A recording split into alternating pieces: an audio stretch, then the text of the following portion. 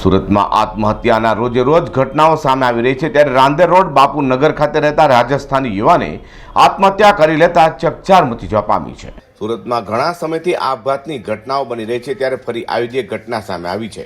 વાત એમ છે કે સુરતના રાંદેર રોડ બાપુનગર ખાતે એક રાજસ્થાની યુવાને ગળે ફાંસો ખાઈ આપઘાત કર્યો છે।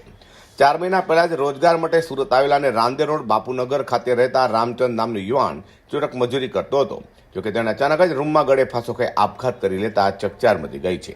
આ તો બનાવ લઈને રાંદેર પોલીસે અકસ્માત મોતનો ગુનો દાખલ કરી તપાસ હાથ ધરી છે। અઝર કુર્સી સાથે હર્ષદ સેઠા। मेरा नाम फैजान खान इरफान खान पठान है। बापूनगर बोर्डी विस्तार में मारा रूम है। ત્યાં ભાડું ફાંસી લીધેલી 2 મહિનાથી રહેતો તો રામચંદ્ર નામ છે, 20 વર્ષ ઉંમર, નાકા પર કામ કરવા જાય મજૂરી। કાલે 2:30 વાગે કર્યું બપોરે, ત્યાં ફાંસી લઈ લીધેલી બાથરૂમમાં। ટેન્શન વગેરે કઈ જ નહીં હતું, ના કઈ નથી।